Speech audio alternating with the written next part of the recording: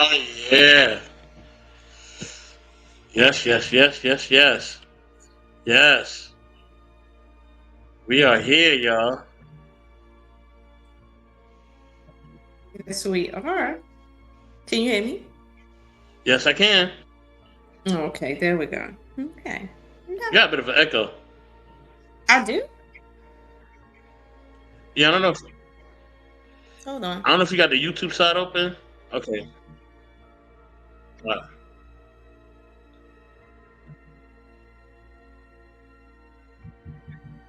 Oh, that's me. Hold on. I was getting That ready was to my say, like, Yeah, what that was is my that? IG. My bad. That was my IG. My fault. That was my IG. My fault. My fault. Okay, see, Listen, look y'all. at you We are back. too. All right. It wasn't Miss O'Shoon's fault. It was actually me. Forgive me, y'all. Forgive me, Miss O'Shoon. It was me. Now listen.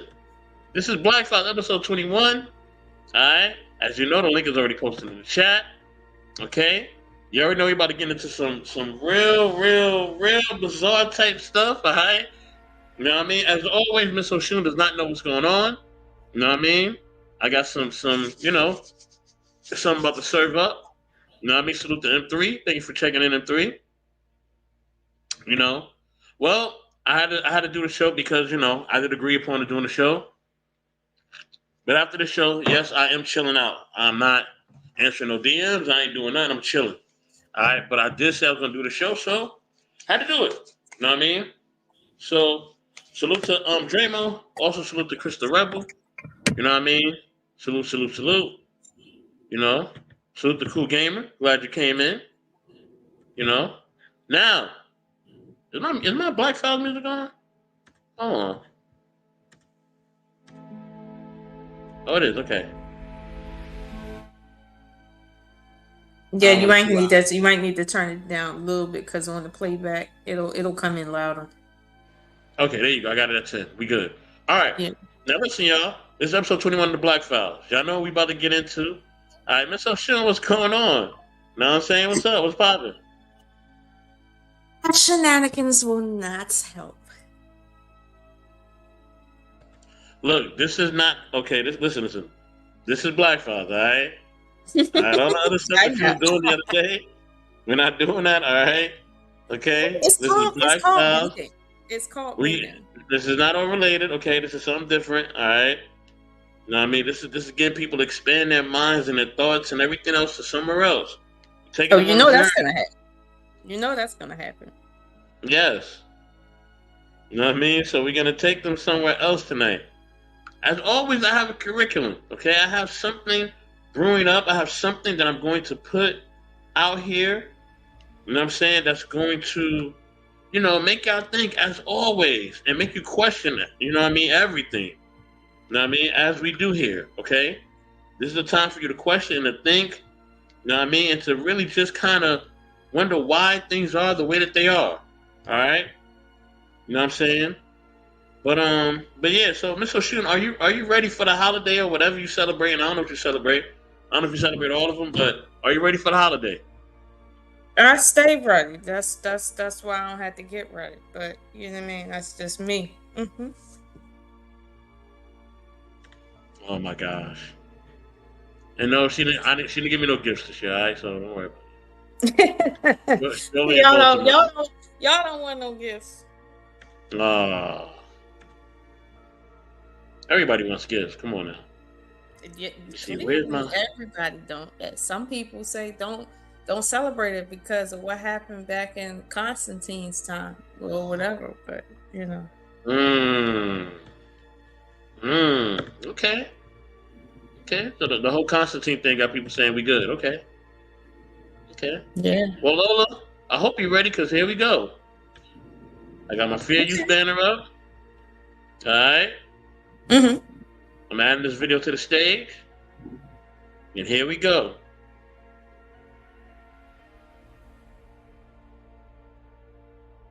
Interesting man. Scotland. I don't know who you are, but you've made a big mistake. Okay? I'm an Avenger. I've called the other Avengers. You're an Avenger.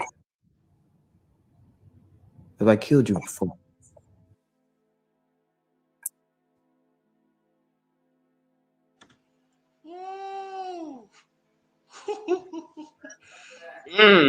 Have I killed you before?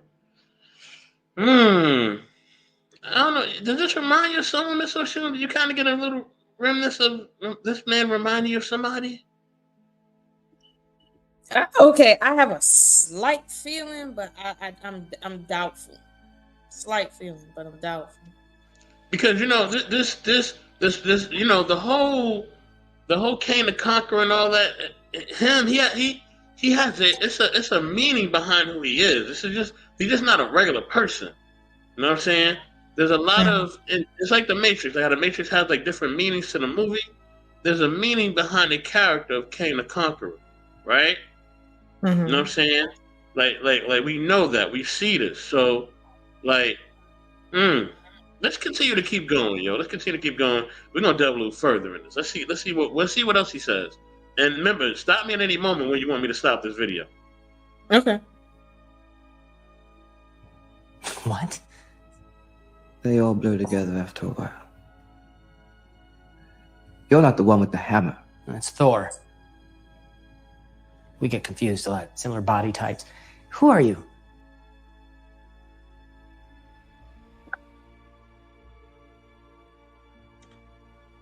Now he's remembering certain things that his past self or maybe his future self has done.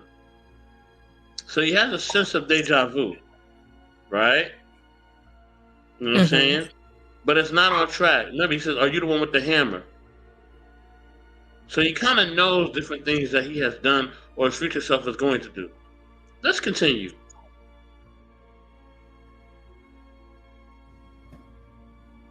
Just a man who's lost a lot of time, like you. But we can help each other with that. Olak tells me you're a good thief. Yeah, he stole something from me. Do not speak when I am in the room.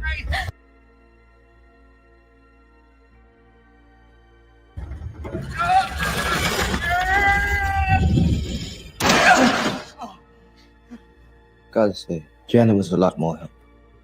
You know Janet too? Does everyone down here know Janet? She didn't tell you about me.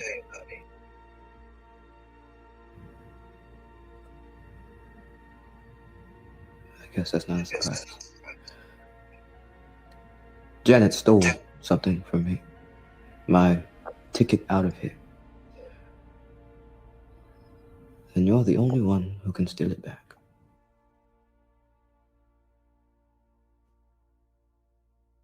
And why would I do that? Because you want to get out of here. And I need to get out of here. Because I know how it ends. How what ends? All of it. I don't live in a straight line.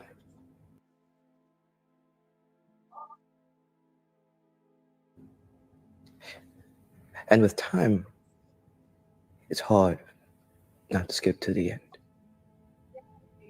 So, if you want to stop what's coming, and trust me, you do. I am the only shot you have. What's coming? Me.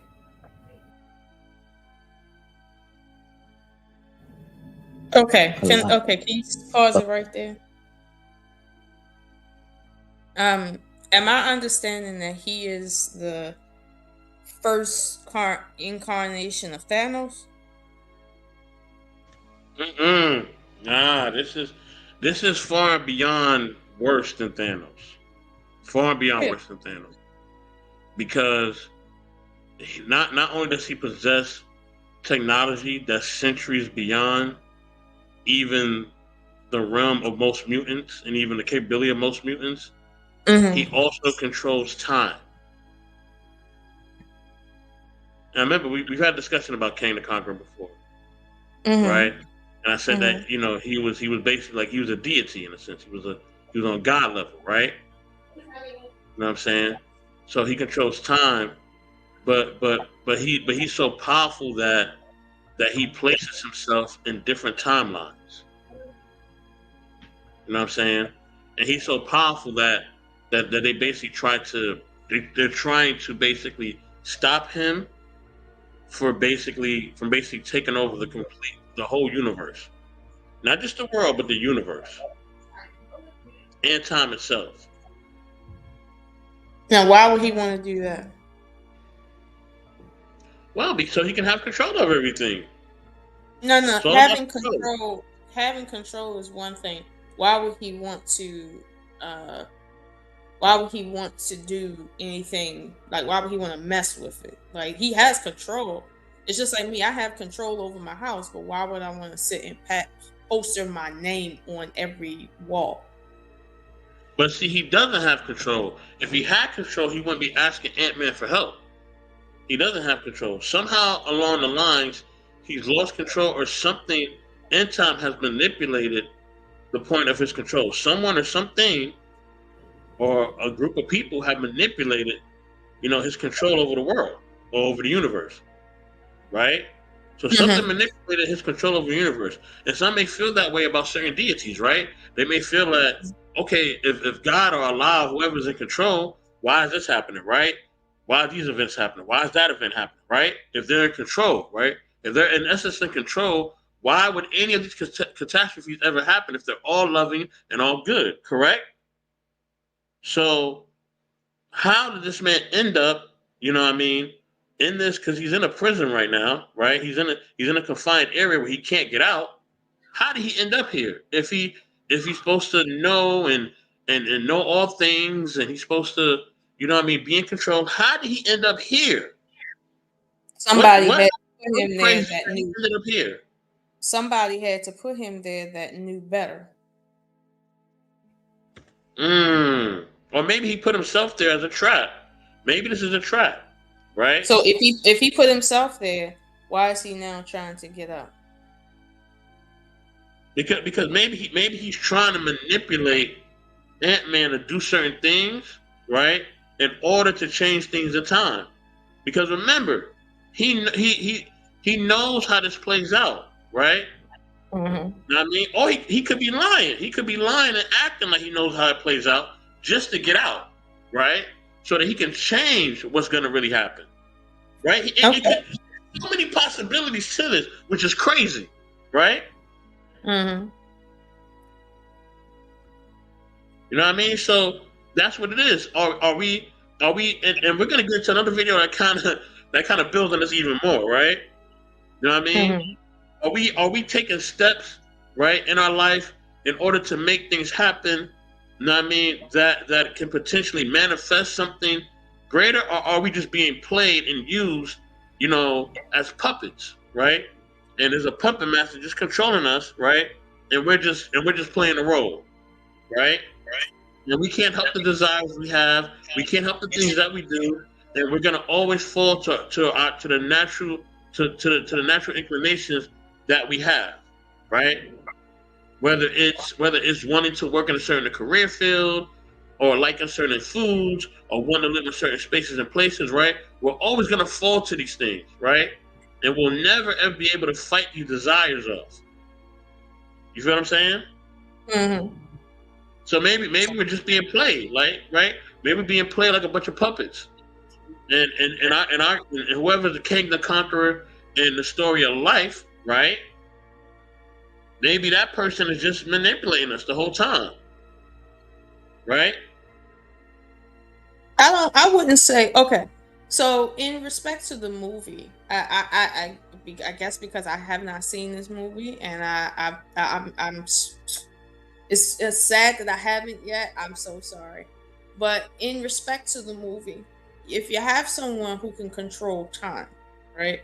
And this individual is trapped in a place that is probably beyond time space, that means that he's not all powerful. Thus, he cannot control time. He can only manipulate time. There's a difference between being able to control elements and manipulate elements. Like, for instance, we manipulate electricity. We do not control electricity. There's a difference.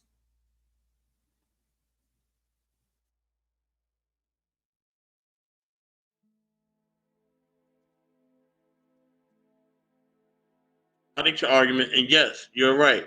We may not be able to control certain things, right? But we may be only able to manipulate. You know what I'm saying? That's what I think And he that, might be able to do right here. Now, shout out to Jonathan Majors for this new accent. That man doing his thing. I can't believe this. he will be back. Jonathan Majors will be back. I don't care what nobody say. He will be back. All right. You know what I mean? He will be back. This everything that he's going through gonna get cleared up, and he will be back. All right. I truly believe that. I truly believe that. You know what I'm saying? But that's beside the point. That's another show for another day. You know what I mean? But let's continue. Let's see how this plays out. Let's see how this plays out. Of me. They exiled me down here. They're afraid of me.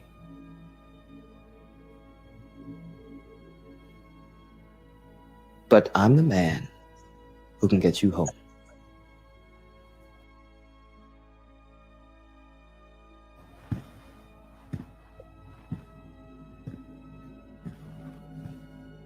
So, do we have a deal?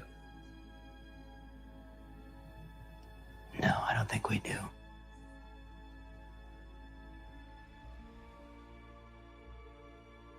Because that doesn't sound like a deal. That sounds like a soft threat. That's what it sounds like.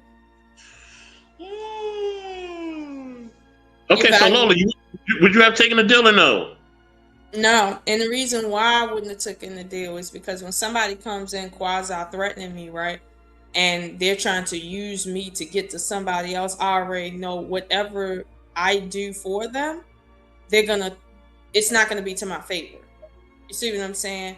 Like, I'm gonna try, like in his case, you're gonna try and get him out of there, and then he's gonna ditch you, and something will happen to you. So I wouldn't have taken that chance.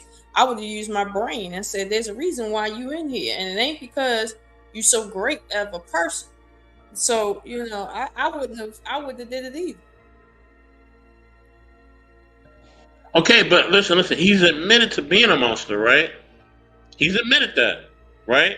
He's basically saying, yes, I am the baddie, right? I am the one that you should fear. They put me down here. You should be afraid, right? Excuse me. So he has admitted to being who he is, right? You know what I'm saying? He's not hiding that fact, right? He's not hiding the fact of who he is and the power that he has, right? And he's admitting that he's going to bring certain actions to come, right? Just like a lot of deities that we see throughout history admit that, hey, this is what's going to happen, right?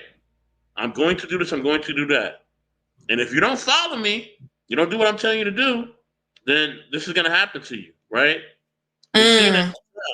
I know I know where you're going with this. Okay, so right, so do we fight against that and say, nah, man, we're gonna because basically what Ant-Man is saying is that he wants to fight against God, right? That's what he's saying. He's telling God no, right? And when you tell God no, it's on, right? Because that's what Ant-Man is doing. But the problem is he's trying to perpetrate himself as all powerful. That's what he's trying to do. He's not all powerful. So when he says he's saying no to a God, God isn't all powerful. That's not, people don't understand what all powerful actually means. That's not what's happening. Now, I think what you're kind of hinting at is the idea that all of us succumb to when we talk about submitting ourselves to, one God under the auspice that if we don't, something bad is going to happen to us, right? Like that sort of thing. So if that's the case, right, I find it very interesting that his name is Kang, being the first technically the first to disobey God openly with no, nothing else. See what I'm saying? Hey, M3. I find that very interesting for them to make that, for him to hold that name. But it's the same tactic. tell you that I'm all powerful, and tell you essentially that if you don't do what I tell you to do, in the future, somewhere along the line, something bad is going to happen to you, of which you can never quantify or validate. It's an age-old tactic for feeble-minded people. However, it's a tactic that has worked. I'm not saying it doesn't work. It does work, but it's for a certain type of people. Right now, Ant-Man is saying no, because Ant-Man is trying to use common sense. And common sense tell you, why would you be letting this man out when your spidey senses is telling you don't do that? Spidey senses is there for a reason, you know? And a lot of times people don't use their intuition. When their intuition tells them something is wrong, they go with what seems to be more popular, because that right there is where the safety is. You know, they say it's safety in numbers. This is true. People feel more safe believing things that a lot of other people believe and do. It's just a thing. Okay, listen. I understand that. My only thing is this, right? So do you feel like people? Okay, so do you feel like normal people, you know what I mean, have that fear, right? They have that fear, you know what I mean? Mm-hmm. You know what I mean? They have that fear basically when it comes to religion, right? You know what I Mm-hmm. mean? So are we being duped? Are we getting the Kang the Conqueror treatment when it comes to that, right? That we're basically being threatened that, look, hey man, look, you better be here, you better do this, you better get baptized, you better do this, that, and the third, you better go talk to the you know what I mean, to the priest or whatever, or else, right? Is that's what happens to us with religion, right?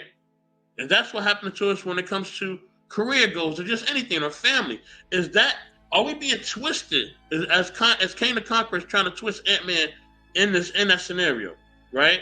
Do you feel like that's happening to us on a larger scale? And we're gonna get into a video about something like that very soon. Our next video is about that. But yeah, go ahead, Lola.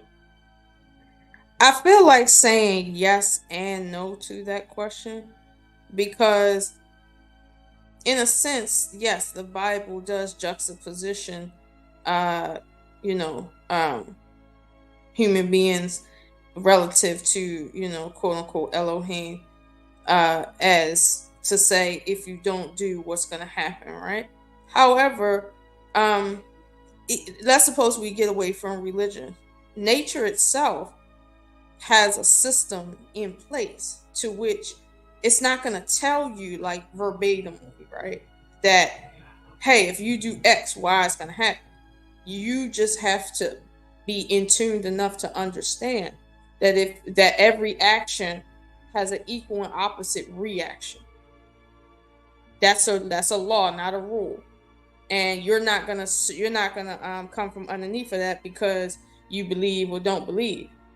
So that's what I'm saying. Like, I can say yes, the Bible does do that, but in a sense, nature does that as well. But nature authentically does it. Okay, so you feel like nature authentically sets those boundaries to us. Okay. Mm-hmm. Okay. All right. Well, I'm glad you said that, right? Because now we're going to get into our second video. All right. Now we get to our second video. Hopefully you're ready for this. Okay. All right. So hold on. Let me throw up my fair use. Where my fair use banner at? That's right. Let me share my screen first. Get that going.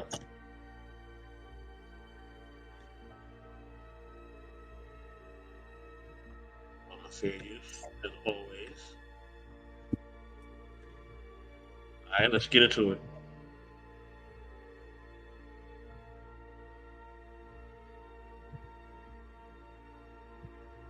Reality? Well, we're experiencing something right now, so maybe the better question is, what is reality? Could everything we see, everything we experience, everything that exists in our entire universe be artificial? Supporters of simulation theory believe that not only is it possible that we're living in a simulation, it's likely. And the more we look for evidence, the more we find. Let's find out why.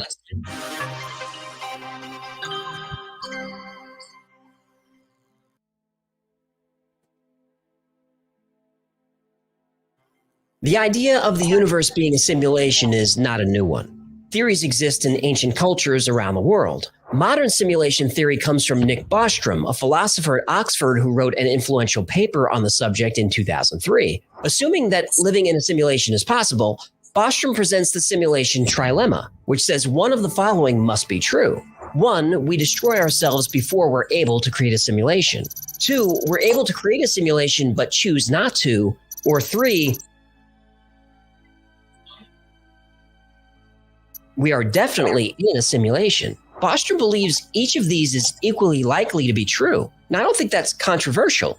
We use computer models to study the human population, predict the weather, for entertainment. We simulate everything. And when a civilization can create a realistic simulation, the most obvious one to create is that of its own early existence.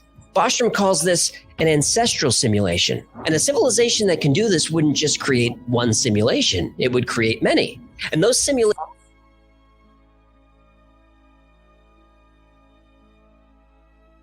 civilizations might create their own simulations of the universe, and on like Russian nesting dolls of reality. Now, you're a character in that world and you think you have free will. They say, I want to invent a computer. So you do. Hey, I want to create a world in my computer. And then that world creates a world in its computer. And then you have simulations all the way down. When Elon Musk was asked what he thought the chances were that our reality is the original base reality, the odds that we're in base reality is 1 in billions.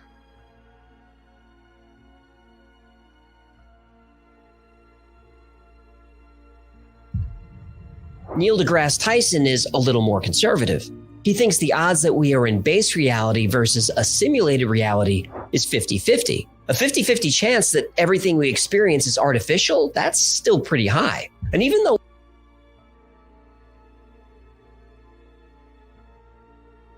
we mostly hear what scientists think about this, it's not scientific theory. Simulation theory isn't math, it's philosophy. It isn't physics, it's metaphysics. So what we need is hard evidence that we live in a simulation.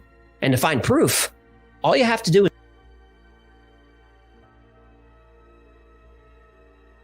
is look.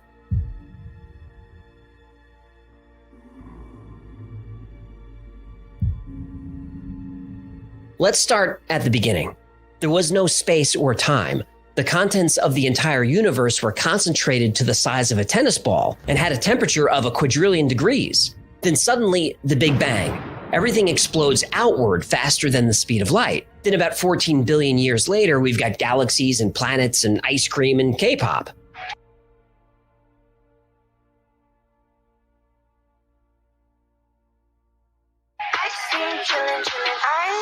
Yeah, I could do without the K-pop. Me too. Okay, if before the Big Bang there was no space and no time, what was there? What about the beginning of the universe from the religious point of view? God created everything. Fine.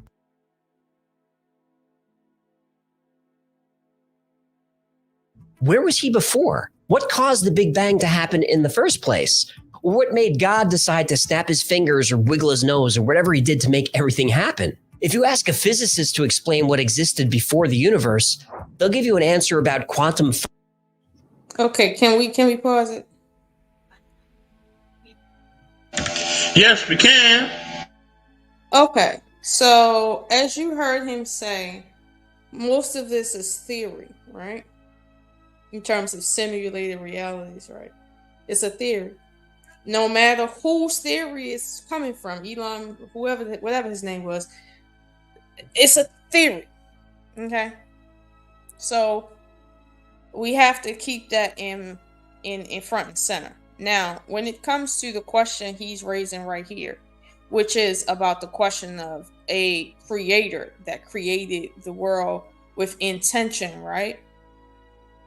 In a sense, you can look at a creation as something that is artificial, right? Because it's created. It's not naturally just there. Like right now, trees, they're natural, right? Because they're naturally there. We didn't create it.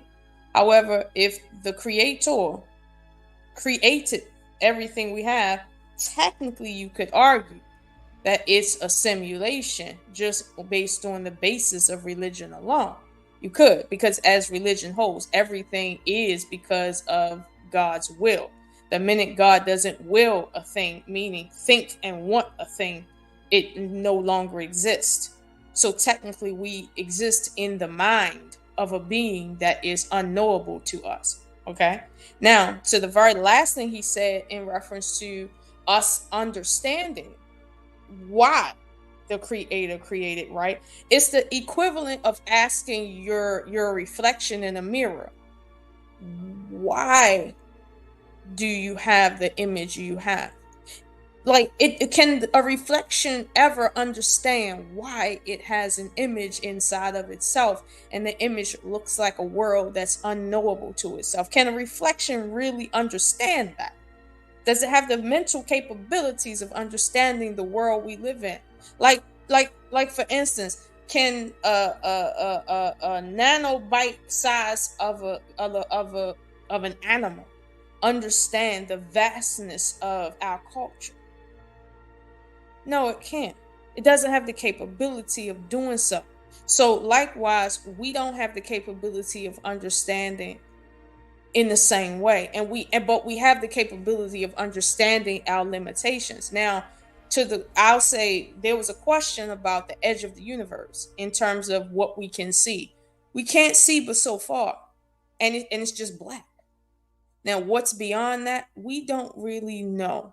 We just say it's the end of the universe. We don't know what is out there, if there is an end.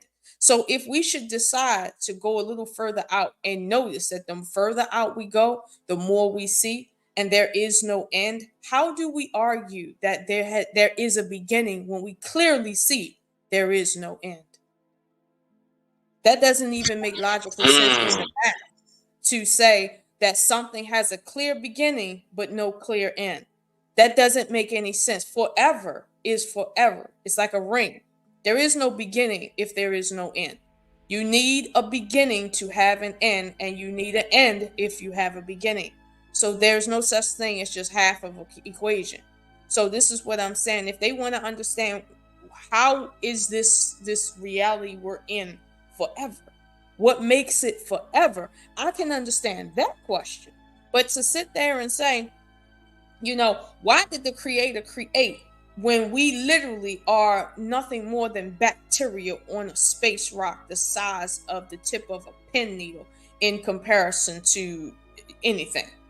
Like, really, what? Like, let's be humble for a second. Like, you will never understand why something created something so vast as a universe, our one universe, that we can't even understand in terms of the sheer size. It's like, let's stop creating these humongous questions that's beyond our intellect of understanding, because there's so much for us to experience within our own realm of understanding for us to be trying to figure out why God created. Now, if you want to go with the biblical reason for why God created, sure, knock yourself out. But if Neil deGrasse is going to ask that question along with all these other physicists and scientists, I'm gonna need y'all to get a grip. Seriously, I'm gonna need you to get a grip. You wouldn't ask a baby mouse to understand the nature of human beings. So and that baby mouse has more intellect than we have in terms of grasping God of like, really. Like, I'm gonna need them to stop right now. But listen, I don't think it's nothing wrong with people asking or wanting to know why creation existed, or are we living in a simulation? I don't think that these are actually bad questions or even things that are off, right? Like, these are questions that I believe we all have and that we all think about. So I don't think it's foolish, to ask these questions or to even ask these questions of our deity, or even to try to find those answers to those questions, right? So, And I think the more that we ask, and the more that we do our research, and the more things that we find, we get closer to that answer, right? Now maybe some things are not meant to be known, right? I will basically take President sit at, right? Some things are not meant to be known. Okay, cool. We could make that argument, right? But that's not gonna stop us from that innate natural feeling that we have to always try to find our identity, right? It's like when you don't know who your family is, or you don't know who your parents are, you know what I mean, for whatever reason, right? Or you don't know certain things about yourself or your culture. It's that inclination of us to try to find out who we are, right? That's in every human being. You know what I mean? We want to find out who we are. We want to find love. We want to be loved. We want to be connected. We want to have certain things. That's what makes life worth living is our inclination and our desires to find out and to be something more and to connect to that. Right? Now sometimes we go to extreme measures, or sometimes the measures we go through are not the most healthiest, but everybody questions their existence and they question existence itself. You know what I mean? And I think there's nothing wrong with that on any level, right? There's nothing wrong with them on any level. You know what I'm saying? But I think that it's to what lengths we're willing to go, right? And also when we're doing that, we have the research that we find. We got to find research that actually makes sense. Salute to the homie 100 watts. Salute. What's going on? Right? As we're doing our research, we have to find things that are credible. Now we know that a lot of research that we either find or that we go with, or even the literature that we read has been tampered with. We know this already, right? So we know purposely things have been removed. You know what I mean? From the things that we're reading and researching. You know what I mean? From the things that we're watching, they have to be pre-approved. They have to be they have to be basically okayed by the powers that be, right? Down to the food that we consume. Down to everything that we do, to the socks that we wear. Everything has to be pre-approved before it comes into our environment. We understand that, right? So having that understanding, you know what I'm saying? That's why some people don't believe in eating healthy, because they be like, man, all food is garbage. I don't believe that, but some people believe in that. Like, man, you eat all them veggies and fruit, man. Hey, man, that stuff is bad for you too. Who cares? Let me just eat what I want. Because it all got pesticides, it all got this, it all got chemicals. So who cares what I eat? I mean, just eat what I want. Right? Now, I think that just gives you a quicker death, but that's just what I believe, right? But some people believe that. So I think we all always want to do research and find out how can we improve life and also who we are. I don't think there's nothing wrong with that at all. But, you know what I mean? I'll chill for now. You know what I mean? On my intellectual soapbox. Well, no, and I get what you're saying, and I have my theory on why humans ask the question of why, right? But to the inception of the question being asked in the scientific community, I feel that is a bit short-sighted to ask, well, why did the creator create? Here's the thing. What do these people who's asking the question believe about the creator? Is the creator everywhere? And if the creator is everywhere, is it conscious? And if it's a consciousness that's everywhere, why do they think that they're asking this question, yet the conscious energy listening to them isn't giving them an answer? It's almost like asking, where are the aliens? Except for you're asking, why isn't God talking to me? Meanwhile, the only way for you to know is for you to talk directly to the source itself. How do we talk to the source? You know how human beings been talking to the source of creation all this time? Yeah, that way. But you see, they don't want to do that. They don't want to entertain the thought of actually doing things in the religious manner. They don't want to do that. But my question is, how else are you going to ask the creator that created the endless universe why? And here's the thing, why should it tell you? That's my bigger question. You ask, why did the creator create? Why should it tell you? What do you mean to it that it should have to divulge why it did anything to? It's just like, for instance, explaining to a dog why you're giving it an antibiotic. It doesn't matter how much you tell the dog about antibiotics. It doesn't even have the capability of understanding what you're saying. So this is what I'm saying. I'm a very practical person. Like, I like asking, unconventional questions, but at the same time, I'm a very practical person. If I'm going to really ask about why the creator created, then I'm going to be open to having a conversation with the creator. Now, the scientific community is not open to that. They're really not open to that. but they're asking the question. This is why I'm erring on the side that they really need to ask a different question or move on, because this is short-sighted. There's no real answer for them, because the way that the ancient world is telling them to talk to the creator to get answers, they're not willing to do, because it doesn't fall under the constraints of what they define as scientific, and it never will. And that's what I truly believe, that the unnamed, true unnamed source of all things is not a thing that you can communicate with in a scientific way, meaning it can be replicated from person to person to person. No, there is the uniqueness of what we're dealing with is too vast for you to confine it into your methodology that you figured out on this little ass rock in the middle of the darkness, literally. Like it's more to it than that. Okay, and I think yes, you're right. There is definitely more to it than that. I totally agree. You know what I'm saying? So I totally agree with you. But let's continue the video. Let's get it.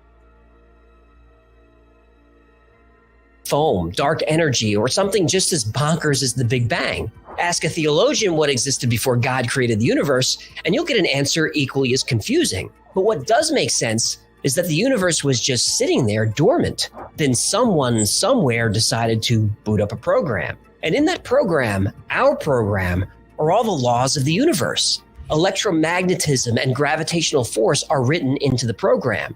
The speed of light gets a value. There's code for Planck's constants of mass, speed, and time. Avogadro's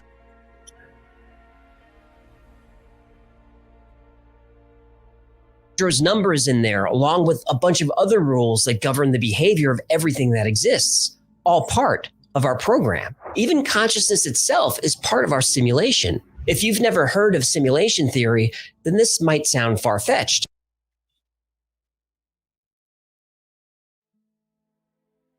But some of the world's most respected scientists, technologists, and philosophers believe that it is more likely than not that we are living in an artificial reality.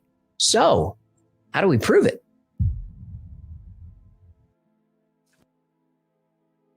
Most people have no clue that in 2023, the best way to make money on Amazon is not.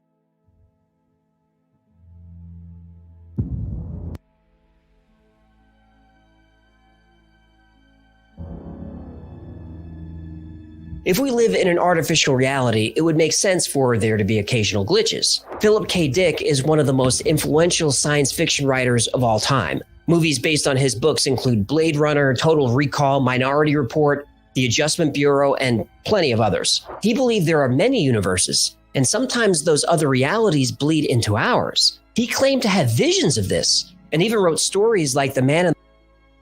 Okay, hold on, pause it right there. All right. So, here's the thing, right?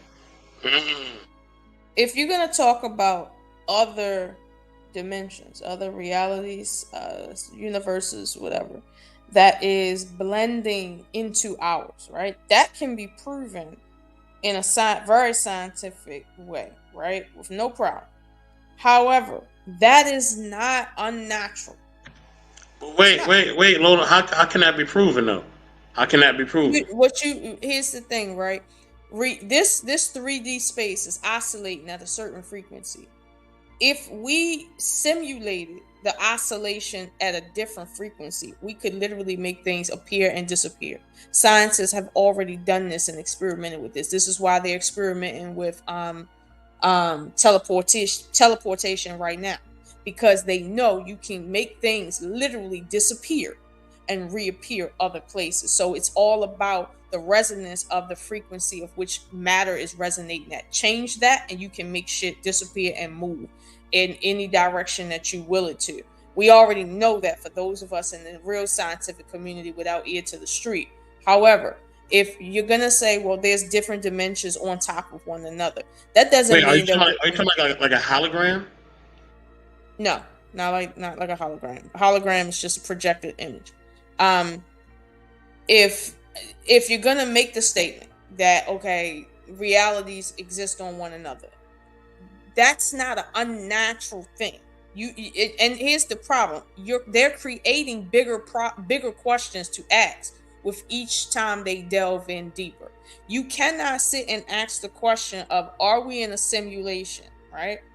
While you're creating a bigger question of what is natural and what is not, but yet you're still trying to get to what is a simulation, which essentially is unnatural. Like, you're using the basis of having different realities on top of one another as a way to say, hey, we might be in a simulation. These two ideas are incongruent. Like, just because different realities sit on top of one another naturally does not mean we are in a simulation. It's like the word simulation means an outside force is causing you to think something exists when in fact it doesn't exist. It's localized to only what you can see. It is not a real thing. By definition, all realities, all dimensions have to be simulations for this to make sense. All of them. But then you have to realize, if all of these dimensions are simulations, where exactly do we exist? You see how that is opening up so many Pandora's boxes that we can't even discuss it in one setting. Like, this is what I'm saying. If we're gonna ask a question of why did God create, that's a big ass question. For you to put extra stuff on there, this is a problem, and it's not so very scientific. Okay. He's not okay. So he's in theory using God as a basis, right? Right. But he also uses a lot of different things as far as like the Big Bang Theory, you know what I'm saying, and other things as well. So he's not just completely focusing on God, right? He's giving different theories of how we actually existed and how we came to be, and basically, is the reality that we living in, is it simulated or is it real? You feel what I'm saying? So he's giving you a basis of all that, not just based on religion, but also based on theories. You know what I mean? You know what I'm saying? But those theories contradict each other often, and then when it comes to religion, but so does religion. Religion is based on belief, not proof. But he's saying he's from the scientific community, and they're referring to, like he said, how do we prove it? You can't prove anything reading the Bible. You can't prove anything regurgitating theories that are literally people's best guess opinions. You can't prove anything by that. What you can prove is showing a methodology that brought you to a conclusion that is actual. That's what you can do. But if we're not going to talk about that, again, people are asking these huge questions, and all they're doing is just opening up more and more questions. They're not actually answering anything. So where should we start? Like, where should we start then? Or should we just let things play out the way it is? If I have to answer the first question, which is, where do we start, right, in terms of questions, right? I think the first question we have to acknowledge is, what is nature? Not what is real. What is nature? I think that's a more reasonable question that will give us more answers than what we might think.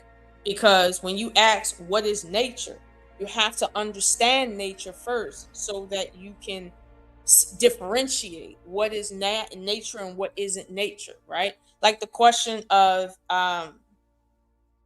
let's say, consciousness. Is consciousness part of nature? That's a huge question, but it's a question that we can grapple with because we deal with consciousness all the time. You see what I'm saying? We run experiments with consciousness all the time. We understand that nature is how we stay alive, the utilization of nature. However, when we utilize nature, are we now creating an unnatural circumstance in nature? Like, how is it that nature has a formula for unnatural things? You see, that's a big question to delve into. That's where I think we should start. I'm not saying that's where we should end, but that's where we should start versus asking the question, why did God create things? And you don't want to read any religious books on that, and you don't want to believe anybody's belief, sir, let's start with an easier question. Okay, so all right, so you said we should start with nature. Okay. And what is your basis of us starting with nature? Like, why should we start there? The reason why I feel like we should start with nature is because there's so many things about our existence on this planet and in our solar system that is premised on us understanding nature versus why creation was created. Let's suppose we found the answer for why creation was created. We're still stuck on planet Earth. We're still not even a category 1 civilization that can travel from here to the moon without a problem. Like, seriously. Like, that does not help us, and that doesn't further our existence, knowing why creation happens. All right, like that, it does nothing for us, really. It doesn't. Let's suppose we find out that the only reason why creation exists is because God is bored, because it's alone. Like, now what? I'm just saying, like, we all this money we paying these people. Listen, I need to know how do we make consciousness last for thousands of years? How do we do that? Okay, but is it more the money that we're paying them, or the time that we have invested or wasted? No. It's the money. We pay these people big money to research shit. I'm telling you right now. It's the money. I want to understand, why isn't more questions being asked about how do we use nature itself, like the dark energy, space itself, to travel through the universe? How do we get there? Right now, there are people asking the question of how can spaceships move through the air without fuel? How? That is a better question than why did God create creation? That's a better question. How do we extend our lifetime as long as we want to live based on what we know about our own bodies? That's a better question. And I think Neil deGrasse could agree with me that the questions we ask it gives us insight to where we'll be in the next 100 years. And right now, we ain't going nowhere fast asking these crazy questions. Why they got Kang? Wow. How you did the making fun of people trying to do research voice? Oh my gosh! Listen, y'all. Let's continue this video. Let's get it. And the High Castle based on these visions. That in fact, plural realities did exist, superimposed onto one another, like so many film transparencies. One way other realities blend into ours could be the Mandela effect. The Mandela effect is when a large number of people have memories of events that don't match reality. This is called the Mandela effect because millions of people specifically remember Nelson Mandela died in prison. He didn't. People remember his wife walking beside his casket in a funeral procession that was on television for 2 hours that day. This never happened. Or the Berenstain Bears, which people insist were always called the Berenstein Bears. People remember the tycoon from Monopoly having a monocle that he never had. What was Darth Vader famous for saying? Luke, I am your father. Nope, he never said that. What? What about Stouffer's stovetop stuffing? Best part of Thanksgiving. No, it isn't, because there's no such product. Stovetop is made by Kraft. No.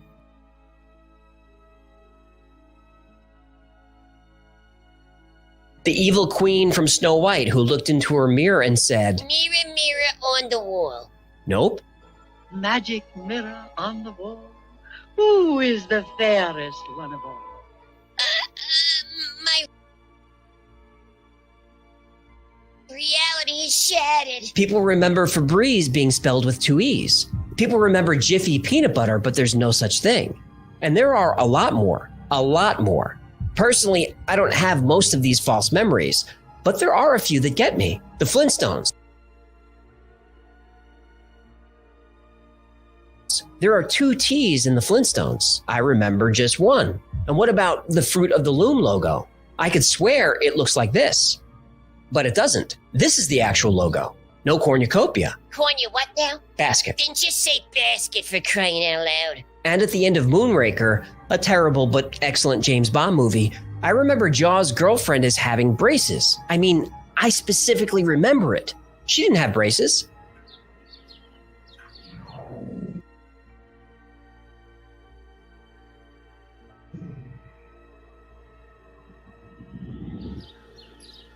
I just can't get my brain to accept it. That's the Mandela effect. So why do millions of people distinctly remember different things? Glitch in a simulation. Yep.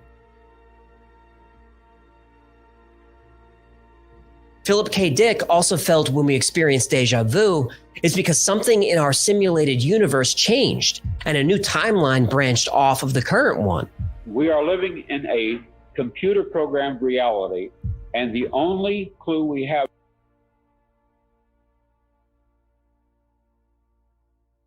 to it is when some variable is changed. Ever feel like you've lived a moment before? That's because, according to Philip K. Dick and others, you have. Deja vu is the simulation correcting itself with new information. But skeptics can easily dismiss these theories. The human mind is terribly unreliable. They don't accept this as evidence. But we're not done yet.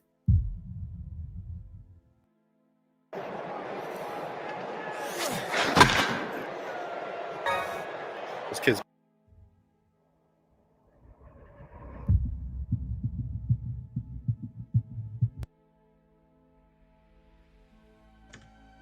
Now, we've talked loosely about the Mandela effect, and we've talked loosely about deja vu now. Now, what do you think about his theory on that? Right? What do you think about his theory on Mandela effect and on deja vu? What do you think about that? I think his theory lacks proper evidence for it to be presented in any real capacity. I'm not saying that it's not, but it lacks any real evidence of being presented in any real capacity. When I spoke about deja vu in reference to my own experience, right? I didn't reference that in terms of data that I collected from other people. I made it very clear that I'm collecting data from my own experiences. I'm writing down what I experienced within myself. This is the level of experience that and methodology that I'm working with. So I've confined it to myself.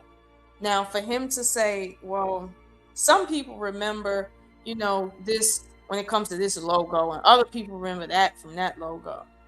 It could be that some people are mixing up one company's logo with the other. Hold on. I don't know who this is, but who is this? Yo. What's up, dog? Oh, what's good, man? What's up, dog? What you up to? I haven't seen you in a minute, bro. Hey, yo, Merry Crimmins, you know what I'm saying? Word. Man, how Mimsy and Pops, man? Yo, we chilling. Man, that's what's up, man. Pops out here in Missouri now. He's got his own. I'm gonna let you get into your commentary.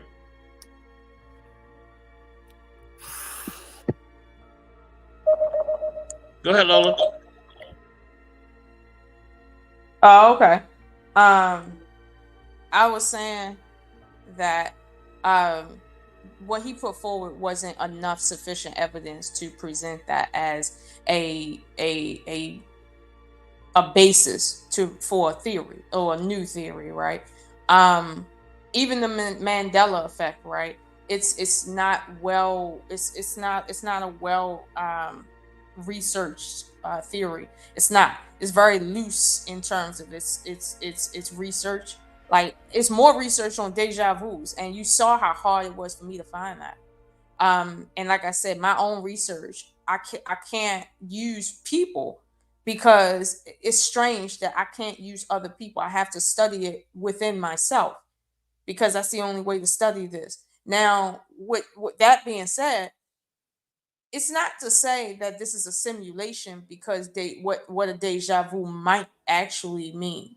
You see what I'm saying? It might mean that human beings actually exist outside of time space, and our experience in the 3D is something that we are trying to get away from in terms of time itself. You see what I'm saying? Like, it's almost like with the guy raising Kang. He already knows the end, yet he still lives until the end. Because one would ask, why would you even care to live if you already knew the outcome? This is what I'm saying. So one could postulate that deja vus are something that has to do with where consciousness actually exists, because that is the only reason why consciousness can know the end or the beginning that it has never experienced and still be within said experience without missing a beat. So, and that's just a theory. But again, you have a basis because everyone experiences this. Everyone experiences this. But everyone doesn't experience the Mandela effect. Everyone isn't actually like that isn't actually going on in terms of explaining why some people say, "Oh, I thought it had this and I thought it had that." Like, I never knew Cardi B was a woman until very late. Like, it does that mean the Mandela effect is real because I didn't catch on to that? I thought she was a he for a very long time. Like, no, that's not what that means. So this is what I'm saying. His research or his theory that he's putting across, it doesn't have enough basis. And I'm not saying it has to be completely flushed out, but it doesn't even have a basis right now. Okay, so you said there's no basis for his theory. All right, Mike, what's going on, man? Share perspective on what you've been watching and what you think, brother. Go ahead. Yo, can you hear me? Yes, sir. I don't really like subscribe to the necessary like simulation theory. Because like at the end of the day, it doesn't really, like, you could say like, yeah, it's a physical simulation, but that's just like a physical reality. Like, we kind of already know that it's like a simulation because our soul is not the body, yet it controls the body. Like, it's already understood that we're in some type of physical matrix, right? But as far as the Mandela effect, I think that's, you know what I mean, due to the fact that I think they're fucking with time. Like, then they're fucking with time space. And there's like consequences to doing that.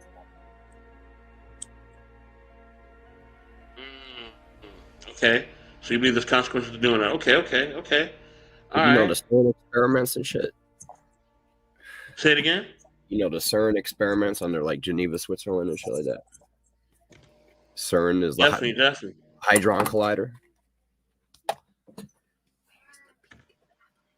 Okay, but okay. Do you believe that these are things that we should actually be trying to figure out or even question, or should we just let everything play out? Well, I mean, like what they already did it. You know what I'm saying? They're not gonna stop doing it, and like we don't have enough money and power to like really fight it. Like the people that are controlling this level of technology are beyond governments. You know what I'm saying? Okay. No, I definitely understand that. So they're kind of you know what I mean, on that upper echelon. Yeah, like, you know, Antarctica mean? level security. You know what I'm saying? Like where everybody is, like every country has a vested interest in Antarctica, but no one's really allowed to be there. You know what I'm saying? But why is that? Why do you think that is though? Why do you think they limited people? You know what I'm saying? You know, to even, you know, when it comes to Antarctica, like why is there a limit on that? You feel what I'm saying? So the reality is, the ice wall in Antarctica goes for far enough to where like normal people wouldn't be able to make the trip. You would need to like carefully plan this trip. But if you were to do so, you would find that the shape of the Earth and the actual size of the Earth is much larger than they claim it to be. You know what I'm saying? Because rumor has it that's the firmament. That's the rumor. That's the firmament. Well, they found the firmament at one part, but it's not that it's just the firmament. It's that it also explains, like, it's the reason why NASA came to be. It's the reason why people started pumping the space agenda. You know what I'm saying? And it's because they have to hide what the real constitution of the Earth is. You know, they need an explanation for these beings that are going to show up one day, and they're going to be advanced beings, and they're going to have to say they was from space because they can't say they're from another part of Earth that we didn't tell you about. You know what I mean? Okay. A lot of shit going on, bro. This shit gets deep. It do, man. Salute to the homie Marcus. I'm glad you checked in, Marcus. What up? It Go really ahead, be Mike. in You the, about to say something else? My fault. it really be in them black files, bro. You know what I'm saying? Like in them basement cabinet drawer type shit. Word, it do. You know what I'm saying? And that's why, that's why I got to talk about this. Well, we got to talk about this because, we got to talk about what people don't want to talk about, and they kind of need to be focused on as well. You know what I'm saying? Instead of all this other stuff that is really a distraction, honestly. Even the stuff that we enjoy. There's a lot of things that we enjoy that just distracting us. I mean, let's just be honest about it. You know what I'm saying? But let's continue the video, y'all. All right, let's continue. You know what I mean? Then we get it. Well, whenever y'all want me to stop, let me know. We live in a huge universe, 200 billion trillion stars. And even if life is rare, you'd think there'd be some evidence of it somewhere. This is Fermi's paradox. And according to the Drake equation, there should be over 1 million technologically advanced civilizations just in our galaxy. And on average, the nearest one should be just a few hundred light years away. But there's nothing, at least not that we can see. So where is everybody? Are we really alone in the universe, or does our program only focus on us? And what about the physical rules that are in place? Max Tegmark, a cosmologist at MIT, said the strict laws of physics point to the possibility of a simulation. Putting a cap on the speed of light sure is a good way to keep your Sims from venturing out too far from home. Theoretical physicist James Gates thought simulation theory was crazy. Then he started studying quarks and electrons. He found error-correcting code buried deep inside the equation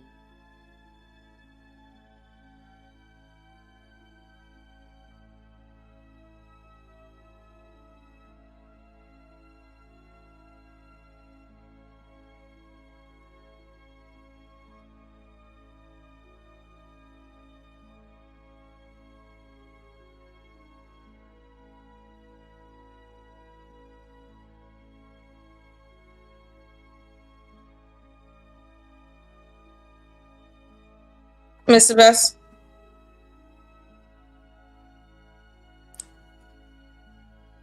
Mr. Best, can you hear me?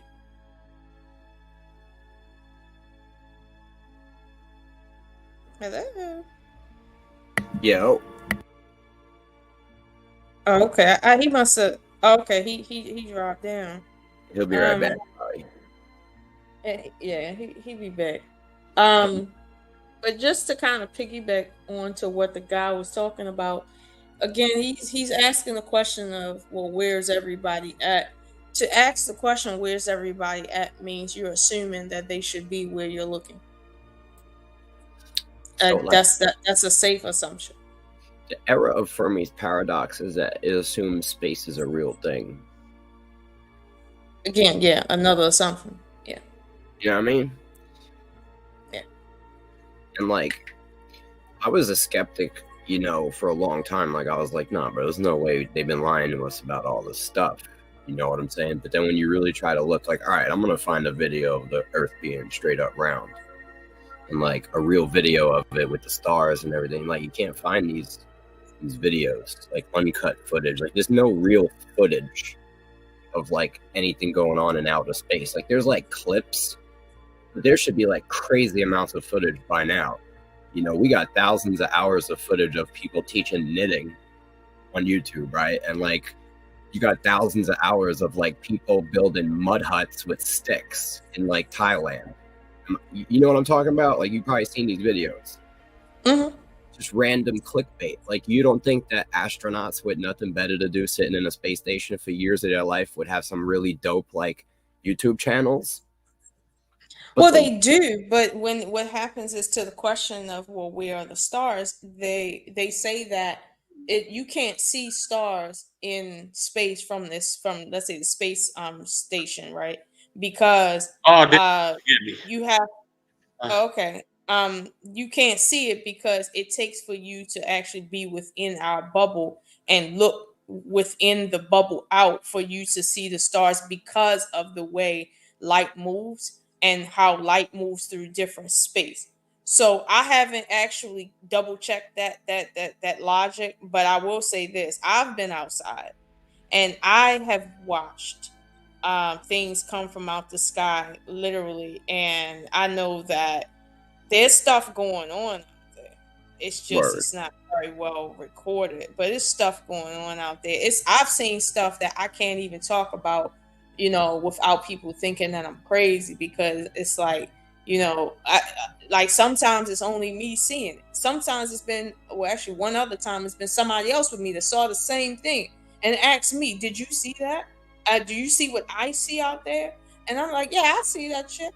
But it is what it is. Yeah.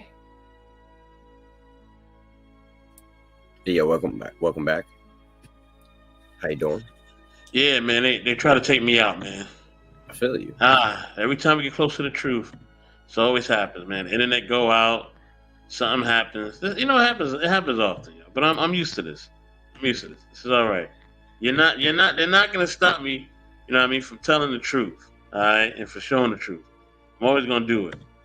Know what I mean? But yes, let's continue.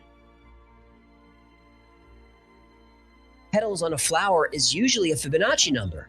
Lilies have 3 petals, buttercups have 5, chicory has 21, and a daisy has 34. And the spacing of each petal is arranged in a circle according to the golden ratio. As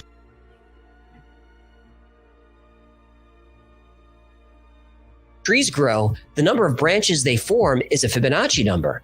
And not just plants, animals too. The ratio of female to male honeybees in a colony is the golden ratio, 1.618. The human body conforms to the golden ratio too. Most of the body follows the numbers 1, 2, 3, and 5. 1 nose, 2 eyes, 3 limb segments, 5 fingers, 5 toes. The proportions of the body, like the length of your shoulder to your elbow, and from your elbow to your fingertips, that's the golden ratio. Even a DNA molecule measures 34 angstroms long by 21 angstroms wide. Fibonacci numbers and the golden ratio. From the spiral of seashells to the spiral of a galaxy and everything in between,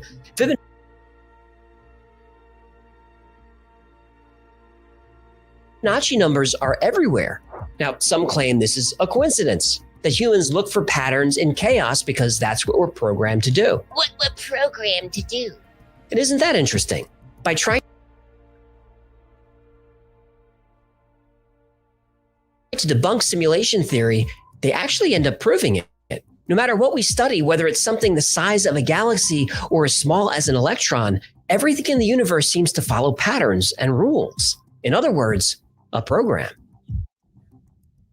But how does that prove that something is not a real reality? Because it follows a certain trajectory based on rules. It's like if there were no such thing as rules in nature, right? There would be no such thing as nature. If there was no rules on what makes a tree from a mathematical standpoint on a cellular level, there would be no such thing as trees. There would be no such things as matter. Form couldn't actually exist. So what is, like, again, I'm trying to understand what is the basis of their argument. Well, it's that they can't say it's a creation because then they'd have to admit God. So they want, like, as a scientist, they're like, well, it's something couldn't have created it, and therefore, since it's all mathematical, it must be a simulation. But then they can't explain that either.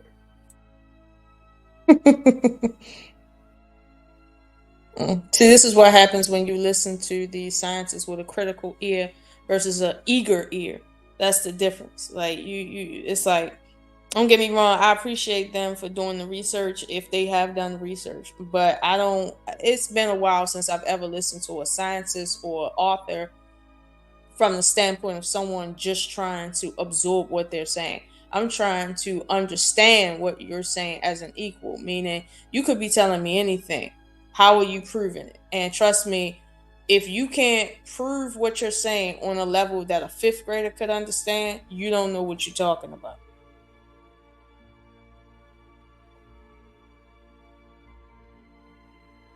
Okay, Marcus, nobody's up here trying to break your quote unquote personal belief about anything, okay? We're just talking about some other things tonight, okay? Yeah, now we're actually reinforcing if anything, your beliefs in a god, because we're saying right. I'm saying I'm believing in a simulation, and I'm saying they're using it to discredit God.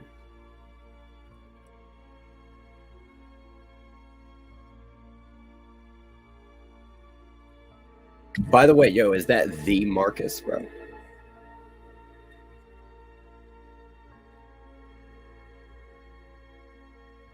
Is that Mr. Marcus, bro, from back in the day? Yeah, that's Marcus. Oh, Marcus. Yeah. Yep, that's him. That's him. Yep. He's a cool dude, bro. Yeah, Marcus is cool. And now we would never break your faith, bro. Never. He said, don't worry about the chat. Women focus on the panel. She had easily triggered in the panel. Wow. Here we go again. Marcus versus Lola, part 30. I don't think anyone's triggered, Marcus. We just want to clarify. We don't want to hurt nobody's feelings. You know what I'm saying? He gave you a shout out back. Okay.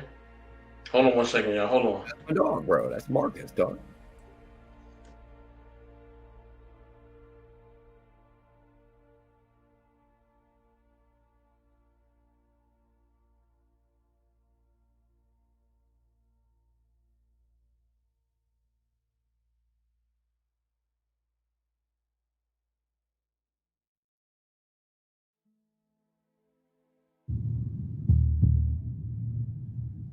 To simulate an entire universe, you'd obviously need more advanced technology than we have.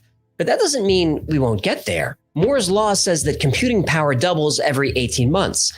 And this has held true for about 50 years. Now, that is slowing down a little bit, but only because of physical limitations.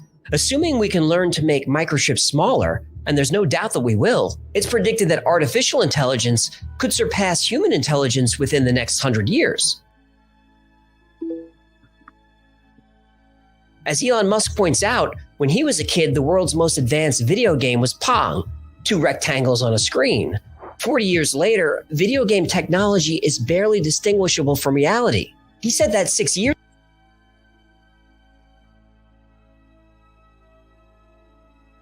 ago. And even in that short time, video game engines have become even more realistic.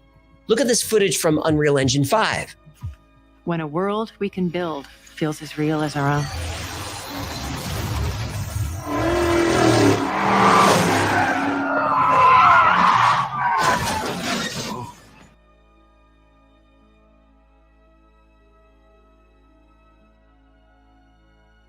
What just happened? Imagine what games are going to look like in the next 6 years, or the next 60, or the next 6,000.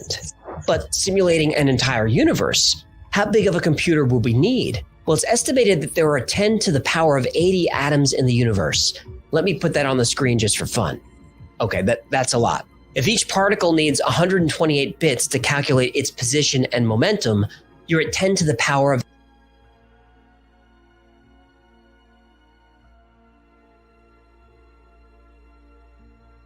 '83 bits. And that's just for data storage. We also need computing power to track what each of those particles is doing. If we say 2 floating point operations per second, or 2 flops per particle, we're at 2 times 10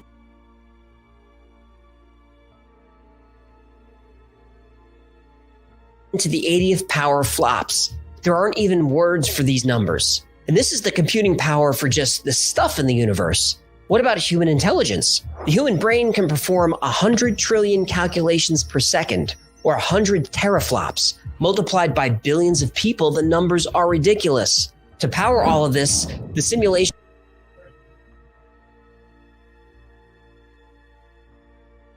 we need access to multiple Dyson spheres, the megastructures that capture 100% of the energy of a star. Or the simulation would have to harness the energy from black holes.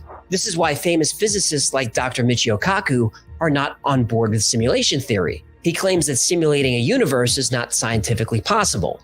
The only computer capable of simulating a universe is the universe itself. Now, at first glance, this makes sense, but with all due respect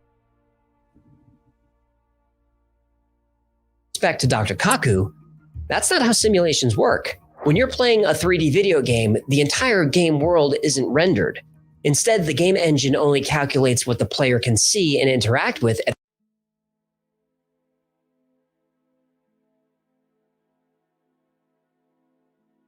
that specific moment. If we are living in a simulation, then it would make sense that the creators of the simulation would use a similar technique.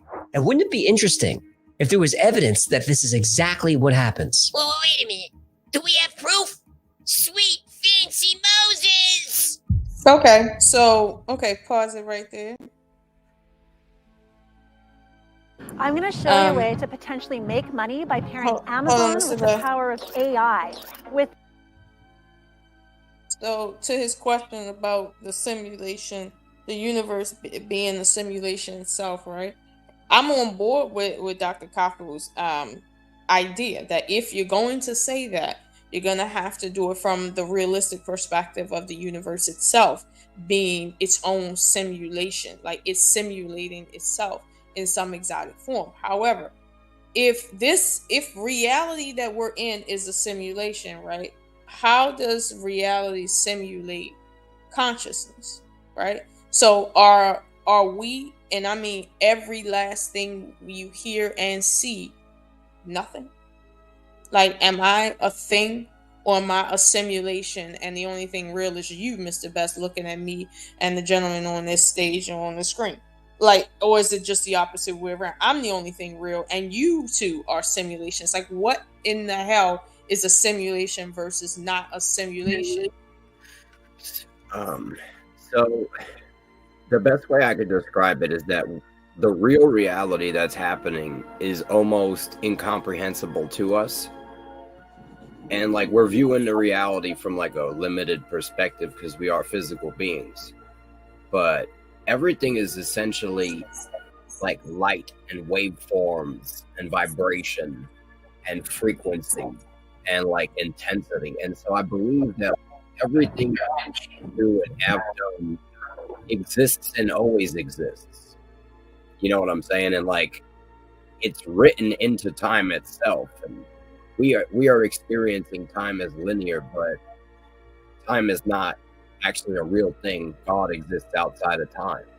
So we know that we live in some type of simulation, but it's not necessarily the way they describe it. This is something that God created.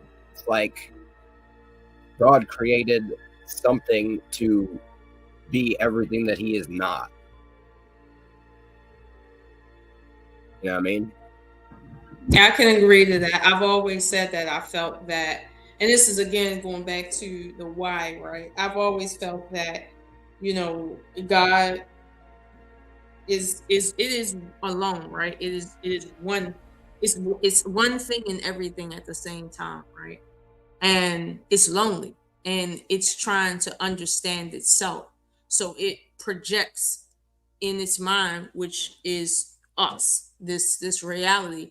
And the questions we ask is really God asking the question of itself. And because reality needs, let's say consciousness needs a relative reality, this is why we experience the world on a planet versus just floating out in some space. And then, for instance, when we dream, our dreams can become as, exotic as it could possibly become, because there needs to be a basis for reality to actually exist on. Reality can't exist on nothingness and everything being fluid. That's not how it works. So, this is my personal belief of the creator, that it is alone, and through us it understands itself, because it's a thing that doesn't know itself. Because how can it know itself? There's no such thing as anything outside of it. There's no mirror for it to see itself and what it truly looks like. It doesn't even have a form. It just has a awareness of things and thoughts. I remember one time I woke up in a dream and it was complete black. I couldn't see nothing, but all I had in the dream was my thoughts, and that was it. There was nothing else, just my thoughts. I couldn't see anything. I had no body. It was just my thoughts, and it was so weird. But for a second, I had an experience like God, being a thing that is no physical thing, but yet I exist. Like, having consciousness and able to will things through my mind to exist. So, I mean, I know it's kind of exotic to say, well, God is alone, right? And it's lonely and it's trying to figure itself out, but I mean, I truly do believe that in some strange way that's what this is, but that's my personal assertion. That doesn't mean that that's what it is. That's just my personal assertion. Okay. God is trying to figure himself out. Okay. Okay. I haven't heard that theory before, Lola, but all right. Let's continue this video. Let's see what else the homie got to say.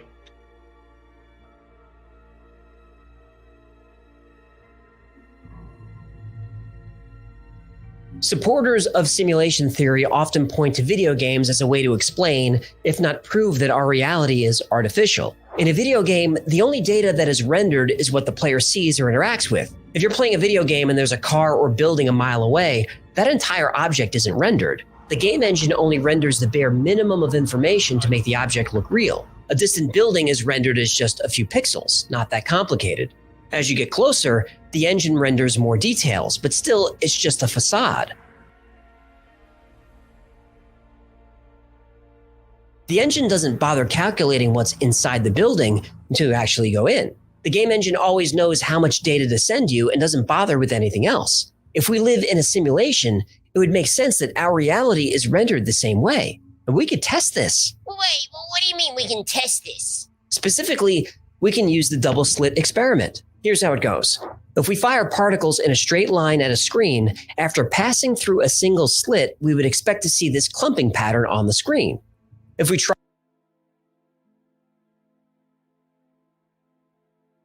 this with a wave, we expect to see a pattern like this, where particles are most dense in the middle of the screen but radiate outward, similar to the clumping pattern. When we add a second slit, it starts to get fun. When the waves pass through the double slit, each slit creates its own wave. When those waves intersect, they cancel each other out. That creates a pattern like this. It's called an interference pattern. So, particles passing through two slits create clumping patterns. Waves through two slits creates an interference pattern.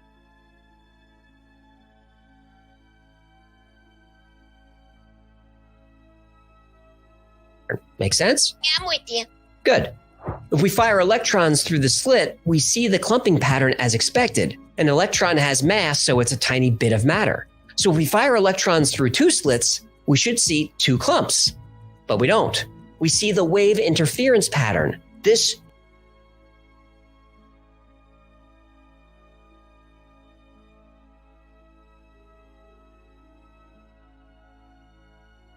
shouldn't be happening. What's going on here? For years, scientists assumed that the electrons were colliding with each other, causing the wave pattern.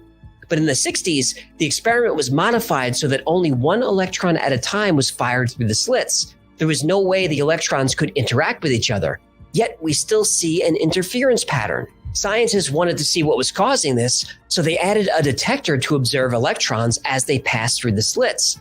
That's when things go from weird to paranormal. As soon as the detectors were installed, the interference pattern went away and the clumping pattern returned. Take the detectors away and the wave interference pattern is back. But that's a different result to what we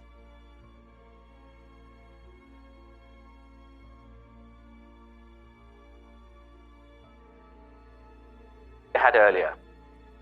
So here's the last bit of sneakiness that we can play with atoms. Surely now, we're going to get to grips with it. Leave the detector there, but just very quietly go and unplug it. Don't let the atoms know that you're not spying on them.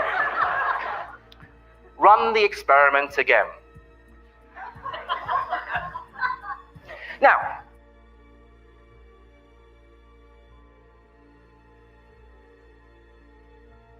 if you can explain this using common sense and logic, do let me know, because there's a Nobel Prize for you. It's as if the particles are aware they're being observed.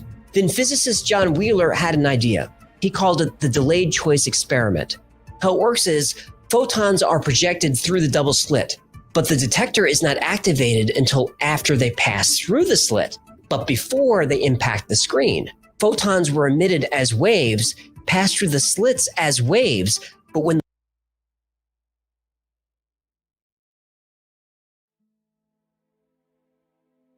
the waves were observed before hitting the screen, they suddenly behaved like particles again. Still don't think there's an intelligence at work? Well, what Wheeler's experiment showed is that even though the electrons started as waves but behaved like particles after being observed, at the moment the decision to observe them was made, the electrons recorded themselves as having passed through the slits as particles. The electrons changed their state by going back in time. Okay, hold it right there. Okay, so with that being said, that is what I would consider a basis for artificial simulation. Now, that's a basis. That doesn't mean that you've proven anything. What he's essentially saying is matter becomes matter only when it's being observed as matter. Outside of that, it's not being observed. So one can argue, is space-time real unless we're looking at it? You understand? Like, is it really real? For instance, light traveling, right? What we see as stars are planets and suns and stuff like that, but it's light traveling to our eyes. If we're observing the light, right, that means the light is acting a certain way based on our observation of it. So that's a basis. That is a good basis. However, it goes back to what the theorist said, that the only simulation can only come from nature itself. Excuse me, meaning this: if light is conscious and it knows when you're looking at it, it is nature itself that is conscious. And nature itself, as the scientists said, is the only way simulation can happen. Nature itself has to simulate. So again, good basis, but they're proving themselves wrong. He said he disagreed with that theory. Now he's proving that theory.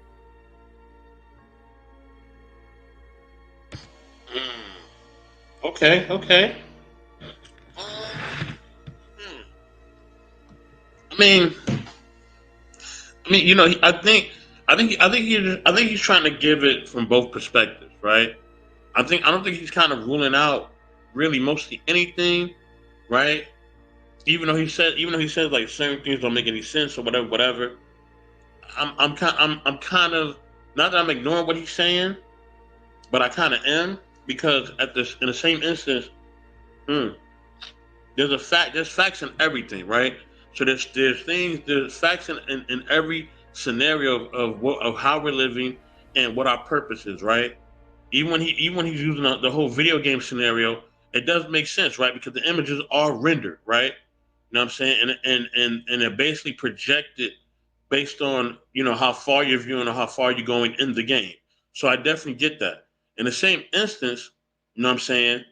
You know, that doesn't mean that basically that's how our reality is, right? Because we can actually be in tune with something that we're seeing, you know what I mean, whether it's far or whether it's near us, right? We can actually connect to it. You know, salute to Skippies and all. Salute. You know what I mean? So we can actually connect to those things. You feel what I'm saying? It's not like it's something that we can't connect to. In a video game, You mean like remote viewing? No, I can't play my video game and then jump into the freaking screen and then be a part of the game. You know what I'm saying? Correct. So it's a difference. You know what I mean? I can actually walk into the building. I can actually walk down the street. You know what I mean? So he's comparing a reality that's completely, you know, not real to reality that actually is real and that does exist. You know what I'm saying? Isn't that what happens with our dreams, that our mind in some instances simulates environments and it feels real to us, but it's us creating an image in our mind and we are experiencing our own simulation. Our dream is nothing more than our own thoughts. Every piece of it is our thought. When it comes to what we can see, and that's why I asked you, were you referring to remote viewing? Because if the simulation is only relegated towards what the viewer can see, well, we can see beyond what our eyes can see. So how is it that the simulation is only what we can see? When we see with our eyes, we see with our mind, and then we also see with projected images into our minds, which is a different technology. Like, what in the world is what is it? Okay, I get it. They're trying to prove their point. Let them prove their point. I mean, no. It's all right to question. You know what I mean? What he's actually trying to present in this video, right? Because I mean, like it could seem like he's all over the place, right? It could seem that way, but I feel like he is taking step by steps to prove what he's saying is true, right? So I do feel like he is taking the steps to try to show, and try to connect the dots to whether, to whether we are living to the fact that we are living in a simulation according to his research, right? According to the things that he has researched, that he's put together, which, like I said, it's not off, right? It's not off, but it's not complete, right? And it can never really be complete, because it has to be. The only way it could be complete is if we actually found out that we live in a simulation, and we actually, found out that it was real, and then we can actually prove physical evidence. You know what I mean? Like I actually have to take you out of the simulation to prove that's a simulation, and then put you back in, like the Truman Show, right? In the Truman Show, the only way that he found out that he was living in a simulation is that he got out of it, right? There was evidence of it not existing, so we would have to leave it and then come back. You know what I'm saying? There has to be those three elements there for that to exist. Correct. Yeah, so we have to basically break the fourth or fifth wall, whatever kind of wall it is, right, in order to prove that. You know what I mean? So until that wall is broken, we can't say that it's actually real or not on what he's saying. Yo, what about this idea, right? So what if there's an observer that observes all things, right, through like the ether, right? It's like, and essentially deceive these people, or allow them to deceive themselves. Because, like, you got to understand, if they're doing the experiment, right, what's observing them? What's causing their molecules not to go all over the world, right? But that goes back to the idea of the creator's will, which is the mind of God, which is the eye of God, right? So if the eye of God is in all places at once, then it is watching all molecules, and this is the reason why all molecules actually exist as molecules in space-time. However, it goes back to the fact that nature itself is its own simulation, and it's not an outside simulation, meaning you have the creator, the simulation, and then us outside of the simulation that is looking into it, to which, like Mr. Best said, we get unplugged at some point. That's not how this works. Like, it's not how this works. Like this waking state is only one dimension in our own cognition. We can go into different levels of cognition within ourselves and create images as we please. But does that mean that does that mean that we are not real? The images we see aren't real. No, that's not what that means. It just means that at the end of the day, the way reality is set up, your conscious will experience it differently. It doesn't mean that it's artificial. It doesn't mean that it doesn't exist. That's not what that means. Everything is real. It's like even a video game, right? People say like, all right, it's not real. I feel you, but I'm really playing it and I'm really having a great time. So Correct. It is real in a sense where, people aren't actually dying, but we are actually playing the video game. Yeah. Right. And it's not meant for us to be inside of the screen. That's not the reality of it. The reality of it is for us to sit back and play it from the position of a third person view. So, you know what I mean? That's the reality of that. So if for somebody say, well, this is a simulation, yes, it's a simulation, but it's not a simulation in terms of it having to be your world. Like that's not what that is. It's what a lot of religious like sects, different belief systems will, explain, like, the physical reality is not the totality. You know what I mean? It's just one facet. in Christianity, they'll say, you know what I'm saying? It's not about the flesh. People live in the flesh, right? They're living all about the physical, but there's more to existence. Correct. But if it's more to existence, one can't argue that everything is a simulation. It's like that's what I'm saying. Like if they're gonna argue one point, right, they have to keep that point consistent. Like yeah, they have to keep it consistent, because the second they get off of it onto other things, now we got to fix one thing, but we got the other things that popped up that don't make sense to the one thing we just fixed.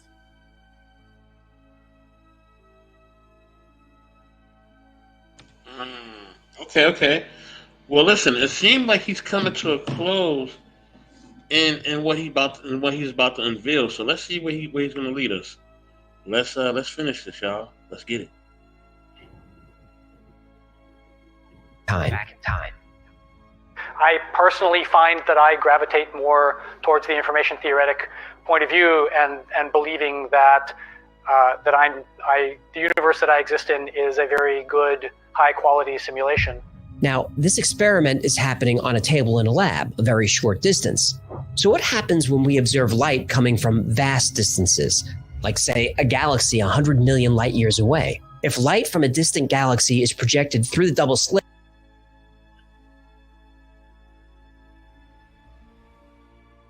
it creates the wave interference pattern. But if we push those photons through a measuring apparatus to observe them, the wave again collapses all the way back to its source.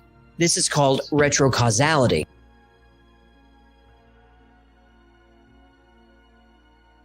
Simply by choosing to observe the photons this way, they reach back through time 100 million years and alter their state on the other side of the galaxy. But like a video game engine, it only does this if we're looking. Even though our universe is full of galaxies, those galaxies may not actually be there.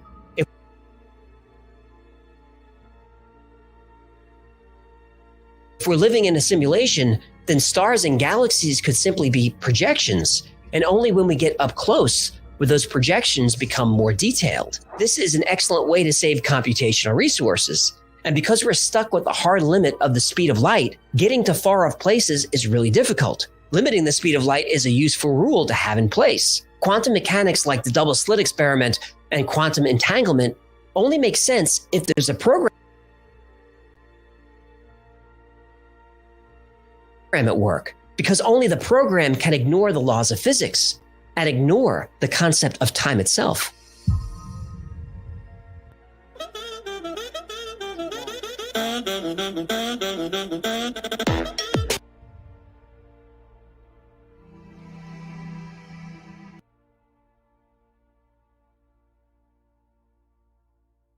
A convenient case for simulation theory is you can't disprove it. The Big Bang, that was the simulation booting up. We haven't found aliens? They're not in the simulation. How come UFOs seem to violate the laws of physics? Well, because they're programs operated by the simulation creators. They don't have to follow the laws of physics. Yeah, but who created the simulation? Well, that's the big question, isn't it?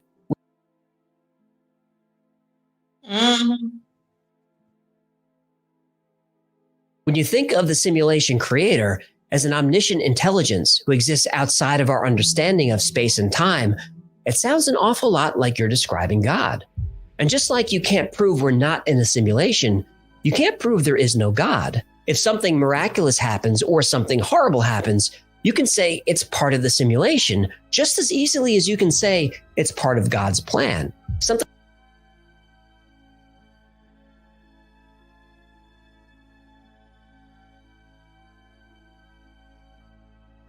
I find very interesting is that many believers of simulation theory are fierce atheists. They dismiss the idea of God as corny superstition. And there are plenty of devoutly religious people who dismiss provable science like evolution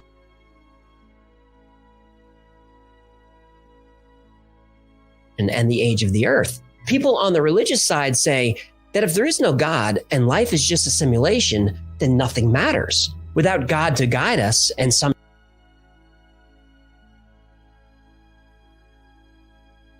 punish us, depending on what you believe, our actions don't have consequences. I disagree.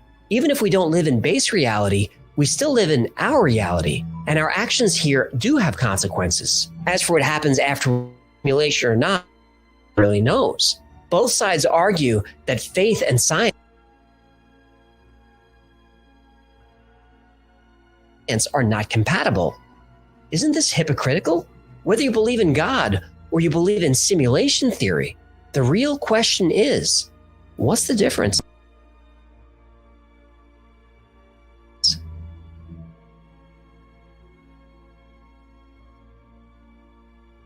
Thank you so much for hanging out with me today. My name is AJ, that's Hecklefish. This has been the Y-Files. If you had fun or learned anything, do me a favor and like, subscribe.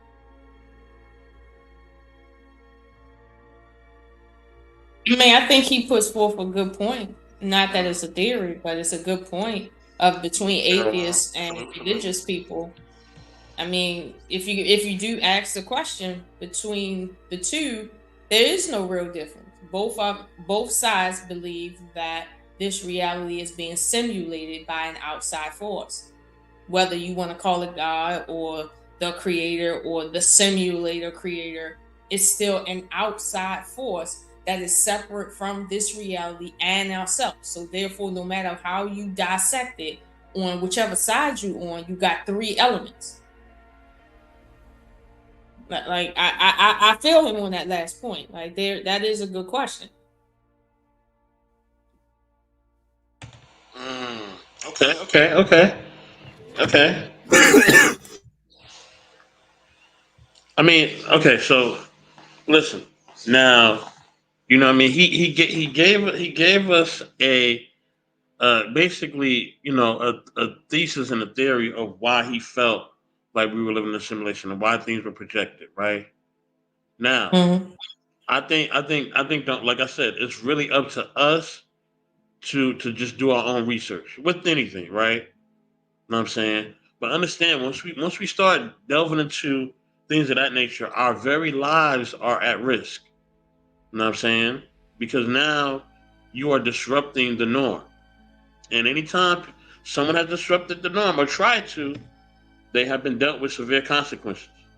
Right? And we know this. So I think there's also a fear of trying to basically deal or basically trying to question the norm. You know what I'm saying? Like that fear is always there.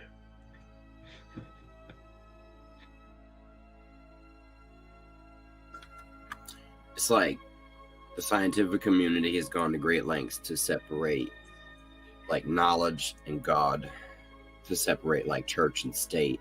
You know what I'm saying? They didn't want to muddle them, and that causes a problem when you really try to explain shit.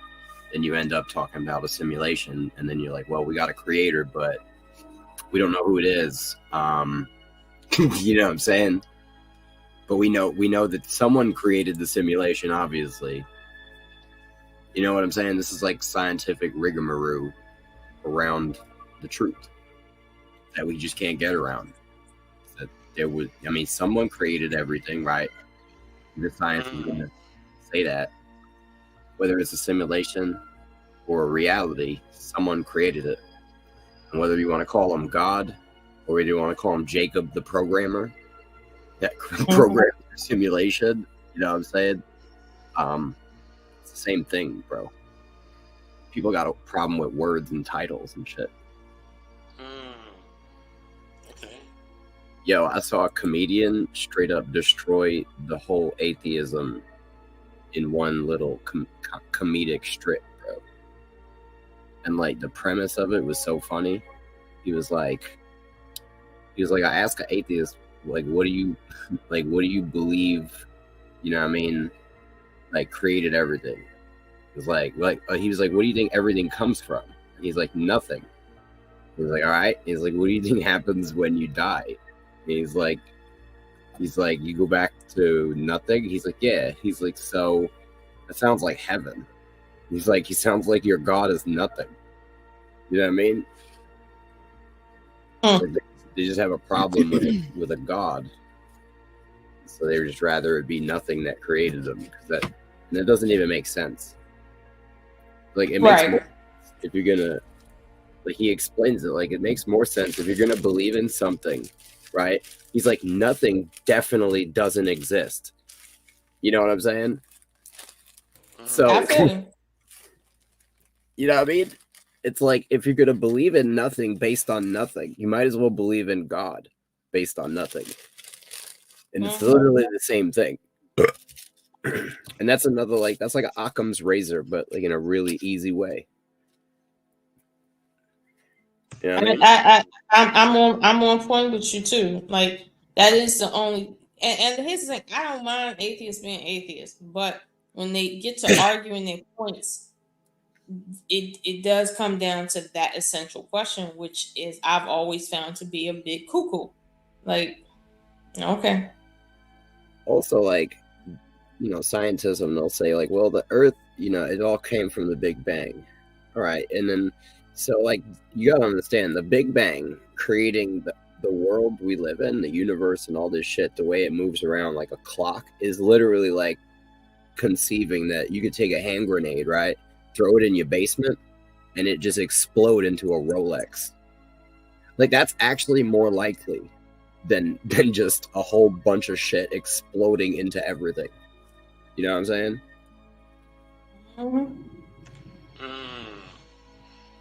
But like I said, there's a truth. There's truth into everything. You know what I mean? There's truth, but then there's also lies and everything too. You know what I'm saying? So I think we just have to understand that. Fact. That has to be understood. 100%. You know what I'm saying? And if we think, because I've also heard people that say there's absolute truths, but when it comes to human beings, we don't have absolute truth. Because we live in like an illusion, bro. You know what I'm saying? There's so much.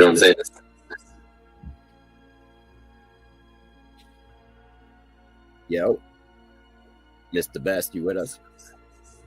Mr. Best? Let me see. Yeah, he was just saying, you know, about absolute truths. We live in like a world of deception, so like we all lack understanding in a lot of things, and there's so much information that's really hard to discern what is the exact truth. I mean, I always err on the side that you just know that they're on a course to face each other. Oh, yeah. Okay, Mr. Rush, we couldn't hear you. You kind of came blanked in real quick, but yeah, I was saying that I err on the side that all truths are but half truths. Okay, so why do you err on that side? Because when you look at a thing, right, like he said, there are no absolute truths out here. Like, it's really nothing absolute. So when we say, for instance, let me say, my phone is a thing, right? That's true, but it's not true at the same time. My phone is not a thing. My phone is thousands of things. My phone isn't a thing, but it is a thing, right? So this is what I'm saying. All truths are but half truths. If I say soda is a liquid, right? That's true, but technically it's not a liquid. What is a liquid but a matter of a certain level of physical molecules that present as liquid? Like, but what is it? It is a liquid, but then again, it's not. You know, I can say I saw someone yesterday. That's true, but in reality, I've never seen anything. Have